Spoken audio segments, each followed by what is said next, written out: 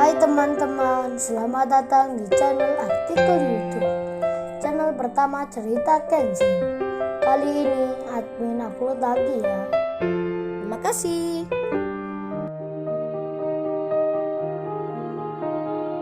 Kisah pemuda kaya, anak bos besar, pemilik 73 perusahaan, yang menjadi cleaning service. Episode 155 dan 156. Waktu malam beranjak tinggi, bintang sudah nampak banyak sekali. Kisah lama, akankah terulang lagi? Kaori, setelah membaca pesan Kenshin, sehabis bicara dengan temannya tadi, kini ia pun tertidur, dengan dua handphone, yang ada di sampingnya. Lalu, Kaori bermimpi, tentang sesuatu, yang tidak menyenangkan, yang begitu menyeramkan. Dalam mimpinya itu, ia seakan ditakuti, oleh banyak orang. Bagaimana tidak demikian, saat dirinya sedang sakit, sedang butuh bantuan, tak ada yang menolongnya, bahkan, terkesan diabaikan.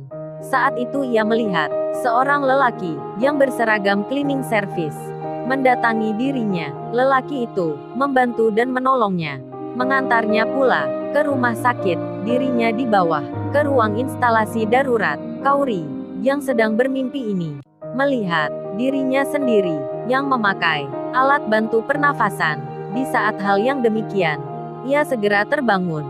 Tepat di saat itu, jam dinding menunjuk angka di pukul 2 dini hari. Kaori pun terbangun. Lalu, ia beranjak duduk di tempat tidurnya itu, sambil kedua tangannya mendekap ke arah wajah. Lalu ia berkata, rupanya, ini hanya mimpi. Di sela itu, handphone satunya pun terdengar bergetar. Ger ger ger, ger ger ger, ger ger ger. Di tengah malam itu, ada nomor yang memanggil, sedang menelpon. Kaori yang masih setengah sadar, tanpa berpikir panjang, tak melihat nama yang telepon, tak memeriksa dulu siapakah itu, ia langsung mengangkatnya. Kemudian Kaori bicara, dengan agak setengah mengantuk. Ia menjawabnya, halo, siapa ini? Dini hari kok telepon? Mendengar suara itu, si penelpon tersebut langsung menjadi syok dibuatnya, karena ia mengenal pemilik nomor ini. Dengan segera dimatikan panggilan itu, tak jadi melanjutkan. Lalu dirinya bicara di dalam kamarnya, waduh gawat nih, rupanya nomor yang mengirim foto ini miliknya Kaori. Aduh gimana nih, dia kok bisa tahu akan data itu? Dari mana ya dia mendapatkannya? Jangan-jangan flash diskku itu tertinggal di jaket kemarin. Bisa gawat nih, jika fotonya sendiri sudah dilihatnya pula. Aduh mati gua, malu-malu banget nih.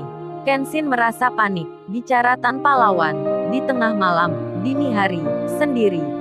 Sedang Kaori, yang baru terbangun itu, mengingat mimpinya lagi, yang begitu menakutkan, dan juga tak mengenakan. Dalam ingatannya itu, satu hal, yang membuatnya bertanya, tentang seorang lelaki, yang berani menolongnya, berseragam cleaning service. Kaori langsung teringat akan Kenshin di malam itu. Lalu diambillah handphone satunya, yang ternyata di jam 12 malam sebelum ini, Kenshin telah mengirim pesan dengan sebuah kalimat bernada pertanyaan. Kenshin itu berucap, oh iya non, aku baru ingat. Di rumah sakit kemarin, ada yang bilang temannya punya acara wedding. Kapan ya itu? Kaori membacanya, tersenyum hatinya. Rasa mengantuk yang berat langsung menjadi hilang. Rupanya mimpi yang baru saja datang dan menakutkan itu telah membangunkan dirinya. Untuk hal ini, Kaori membaca lagi, diulang-ulang lagi, meskipun dirinya dari awal sudah paham akan maksud pertanyaannya. Jika Kenshin bersedia akan hadir ke acara nikahan temannya, Kaori terbangun karena mimpi. Apakah hal yang sama dengan Kenshin? Padahal dirinya tak biasa sekali di malam seperti ini. Ia menelpon seseorang. Jika tak ada hal yang penting, pertanyaannya, apakah Kenshin juga bermimpi sama dengan Kaori?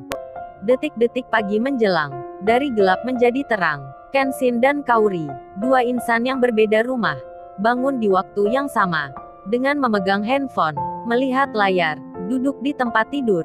Kaori terbangun tepat jam 5 pagi. Sebelum beranjak ke kamar mandi, ia menulis pesan balasan untuk Kenshin, yang tadi malam menanyakan kapan acara nikah temannya digelar.